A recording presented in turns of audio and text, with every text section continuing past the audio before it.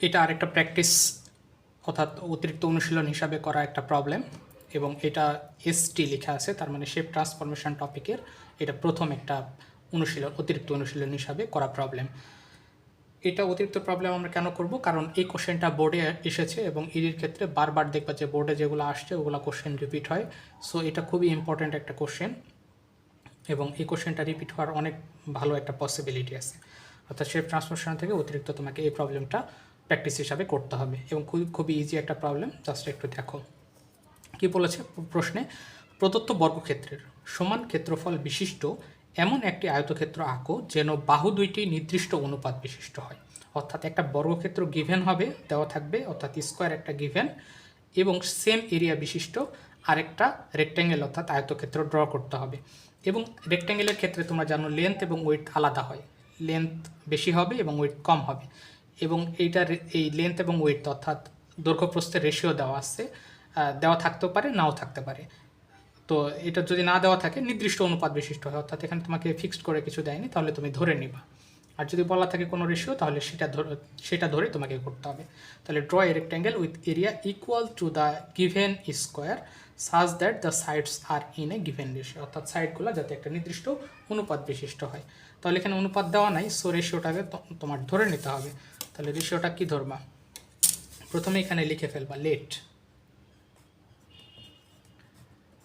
English version এটা লিখবা late ratio of the sides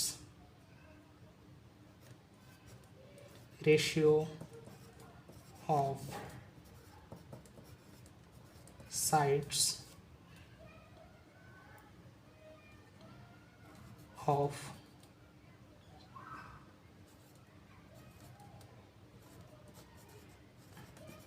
rectangle is equal to 2:3। অর্থাৎ Bangla version লিখবা হচ্ছে ধরি আয়তক্ষেত্রের বাহুগুলোর অনুপাত, বাহু দুইটির অনুপাত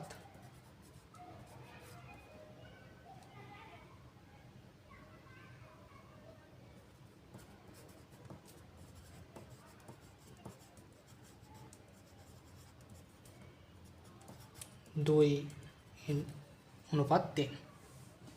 অর্থাৎ ratio of sides of rectangle 2:3, and আয়তক্ষেত্রের বাহু দুইটির অনুপাত 2:3। এটা আমরা ধরে নিলাম। এখানে তুমি অন্য রেশিও ধরতে পারতা, বাট একটা দৈর্ঘ্য, প্রস্থ এবং দৈর্ঘ্য, অর্থাৎ প্রস্থ হবে 2 অনুপাত আর 3 অনুপাত হবে দৈর্ঘ্য, এটা আমরা ধরে নিলাম। পরীক্ষা অনেক সময় 2:3, তোমাদের বোর্ডে যে কোশ্চেনটা আসছিল 2:3 দেওয়া ছিল কোশ্চেনে, এই জন্য আমি 2:3 ধরে নিলাম।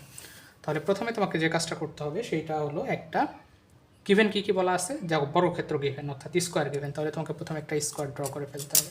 তাহলে স্কোয়ারটা কত বড় আমরা নিব? আমরা ধরো এখানে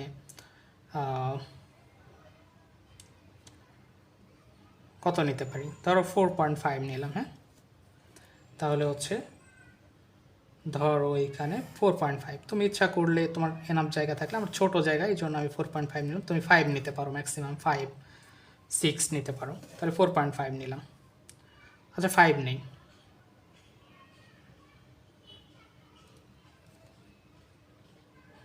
এই ধরো 5 নিলাম। এখন এখানে আমরা চাঁদা দিয়ে 90 ডিগ্রি ড্র করার থেকে সেট স্কোয়ার দিয়ে আরও ইজিলি ড্র করতে পারি। তাহলে সেট স্কোয়ারটাকে মিলিয়ে নিব, এখানে সেট স্কোয়ারটাকে মিলিয়ে নিই। তাহলে এইখানে যেতে হবে, একটু নিচে ড্র করতে পারতাম, কেন উপরে ড্র করবো? এর নিচে এই জায়গাগুলো ফাঁকা থাকবে, আমি ভুল করে উপরে ড্র করে ফেলেছি। সো এটাকে মুছে দিয়ে আর একটু নিচে ড্র করব।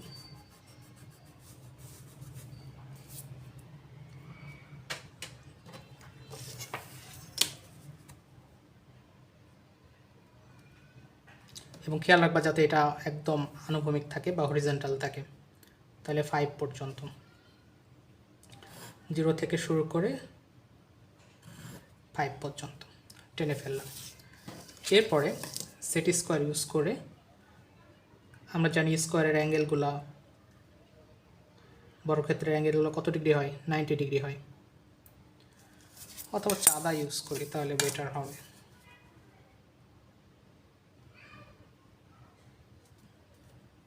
নাইনটি ডিগ্রি, অর্থাৎ এই পয়েন্টটা। তাহলে এই পয়েন্ট নিয়ে এদিকে 5 সেন্টিমিটার,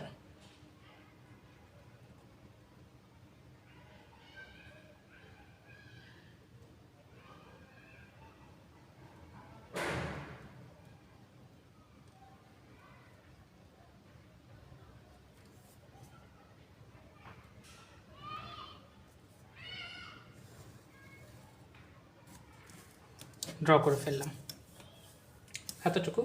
এরপরে পেন্সিল কম্পাস ইউজ করব।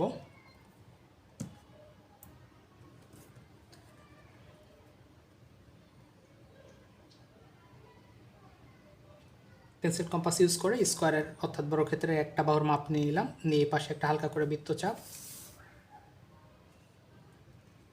এই পাশে একটা হালকা করে বৃত্তচাপ। আমি পয়েন্টটা পেয়ে গেছি, জাস্ট আমার পয়েন্টটা দরকার। এই যে পয়েন্ট, এই পয়েন্টটা পেয়ে গেলেই জাস্ট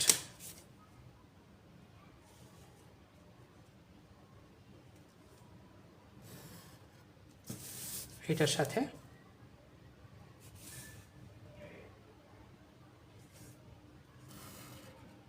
মিলে আমি স্কোয়ারটা ড্র করে ফেলব।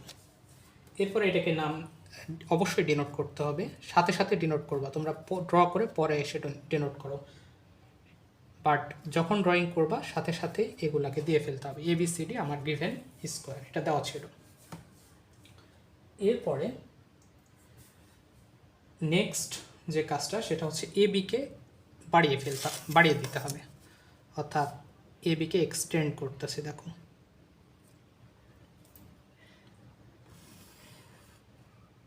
AB-কে এক্সটেন্ড করেছে। AB-কে এক্সটেন্ড করে প্রথম যে কাজ, AB-কে এক্সটেন্ড করার পরেই রেশিওর দিকে খেয়াল করবা। রেশিও কত?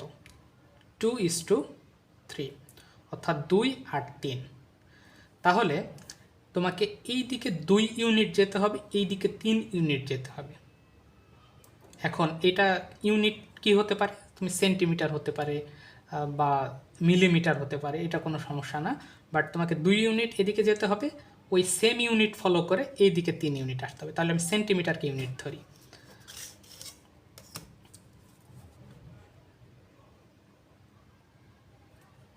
এই ধরো 2 ইউনিট এদিকে আসবো, এই যে এই পয়েন্টটা, আর এই দিকে আসবো হচ্ছে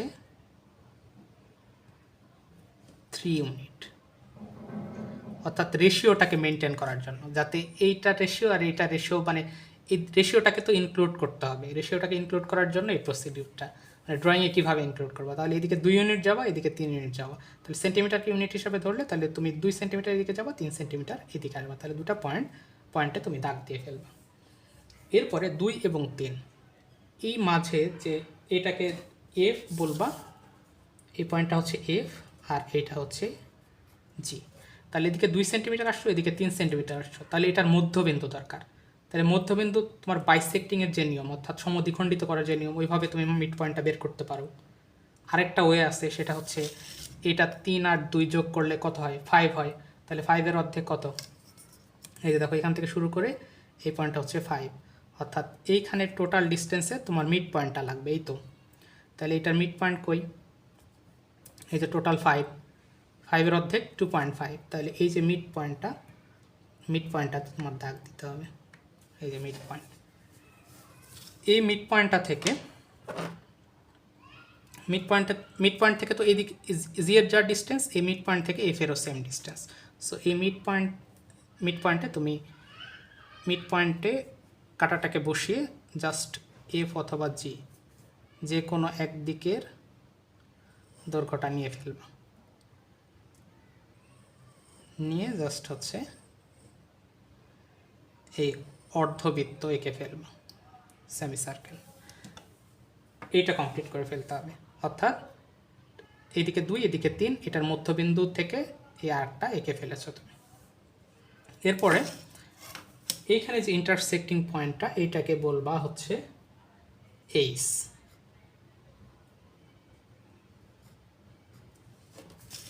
এখন এইচ এর সাথে জি কে অ্যাড করে দেওয়া,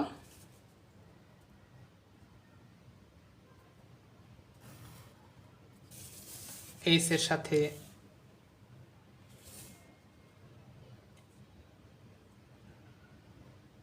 এফ কে অ্যাড করব। তাহলে এই দুটা অ্যাড করে ফেলেছো। এরপরে এই যে দেখো সি পয়েন্ট আছে, এই কাজটা করে ফেলার পরে সি পয়েন্টের দিকে খেয়াল করতে হবে। এই সি পয়েন্ট দিয়ে এই যে এইচ জি আছে এইটার প্যারালাল লাইন সি পয়েন্ট দিয়ে আঁকতে হবে। আবার এই যে এইচ এফ আছে এইটার প্যারালাল লাইন সি পয়েন্ট দিয়ে এই পাশে আঁকতে হবে। তাহলে দেখো এই কাজটা কীভাবে আমরা করতে পারি। প্যারালাল লাইন আঁকার যে প্রসিডিউর এটা তোমরা জানো। সো আমি বলেছি যে এইচ জি এটা প্যারালাল লাইন সি পয়েন্ট দিয়ে আঁকতে হবে। তাহলে এইচ জি এর সাথে মিলিয়ে নেব।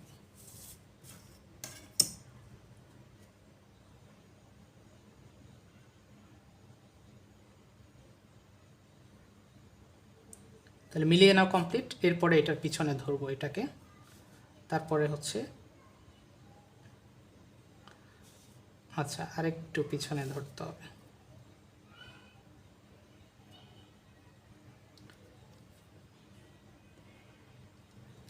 এটা মিলিয়ে নিয়েছি।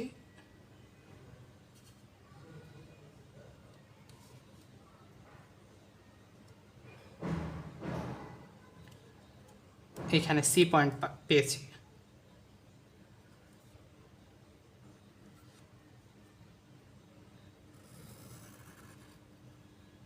তাহলে সি পয়েন্ট দিয়ে দেখো এই লাইন বরাবর লাইন টেনে ফেলেছি। এই পয়েন্টটাকে বলবো হচ্ছে কিউ পয়েন্ট।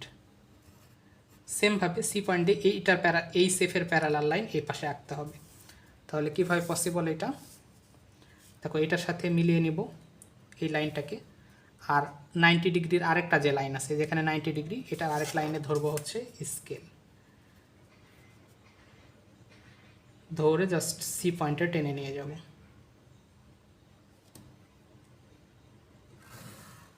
নিয়ে গিয়ে একটা লাইন টানব। এই পয়েন্টটাকে বলবো পি পয়েন্ট। আর মোটামুটি কাজ শেষ। এখন বিপি, এই যে বিপির মাপ নিব। এই বি থেকে পি পর্যন্ত মাপটা নিয়ে এই বিসি এখানে কেটে নেব। মাপ নিয়েছি বিপির, আর কাটসি হচ্ছে বিসি থেকে কেটে নিয়েছি। এই পয়েন্টটাকে বলছি আর পয়েন্ট। এটা হচ্ছে আর পয়েন্ট। এখন আর পয়েন্ট থেকে কি করতে হবে দেখো,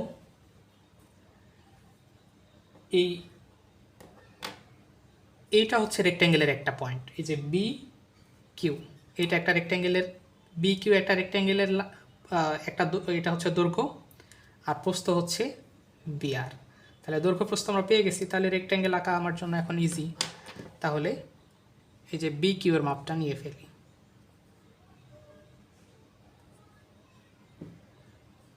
বি কিউ এর মাপ নিয়ে ফেলেছি।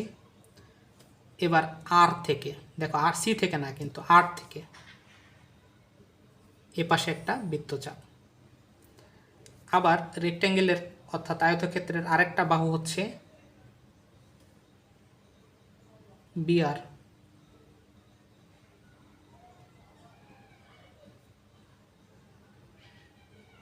তাহলে বিআরটা মেপে নিয়ে এই যে কিউ থেকে এই দিকে বৃত্তচাপ।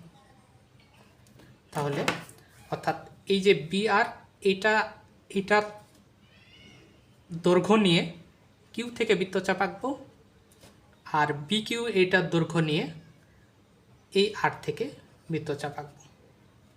তাহলে এই পয়েন্টটার নাম দিচ্ছি হচ্ছে এস, এই যে ইন্টারসেক্টিং পয়েন্ট।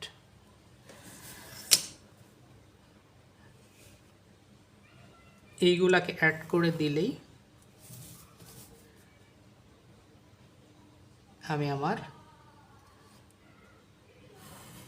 রিকোয়ার্ড যে রেক্ট্যাঙ্গেল এটা পেয়ে যাব। তাহলে লাস্টে লিখবা area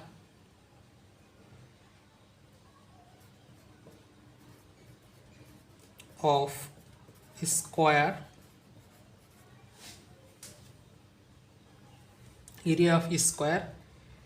ABCD is equal to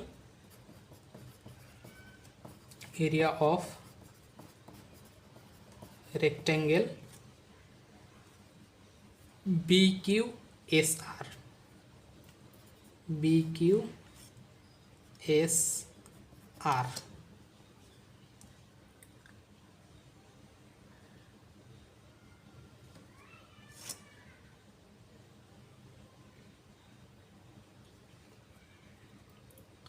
where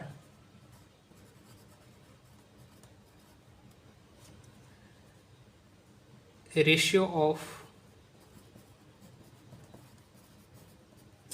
sides of rectangle is equal to 2:3 Bangla version লিখবা বর্গক্ষেত্রের ক্ষেত্রফল ABCD বর্গক্ষেত্রের ক্ষেত্রফল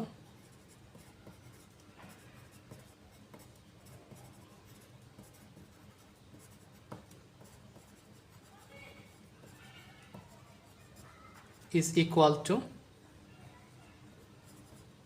BQSR আয়ত ক্ষেত্রের ক্ষেত্রফল দিয়ে এখানে ব্র্যাকেটে লিখে দিবা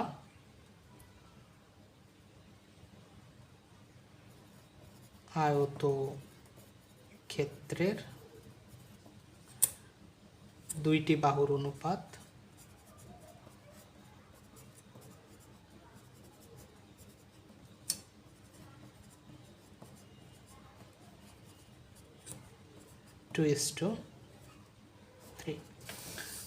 এটা হচ্ছে অ্যান্সার। এখন কোশ্চেন হচ্ছে যে রেশিও 2:3 না থেকে যদি অন্য রেশিও থাকতো তাহলে কি হতো? ধরো 1:2 হতে পারতো, তাহলে কি করতাম? এইদিকে 1 ইউনিট যাইতাম 1 সেন্টিমিটার, এইদিকে তখন 2 সেন্টিমিটার যাইতাম, যে সেম যা প্রসিডিউর সব মেনটেন করতাম। অর্থাৎ রেশিও যত থাকবে সেই ইউনিট মেনটেন করে এদিকে একটা পয়েন্ট নেব, এইদিকে একটা পয়েন্ট নেব, শেষ। তাহলে এটা হচ্ছে তোমাদের ফাইনাল ড্রয়িং। প্র্যাকটিস হিসাবে এটা পরীক্ষায় যেহেতু আসছে এখন কিন্তু রিপিট হবে, তোমাদের জন্য খুবই ইম্পর্ট্যান্ট।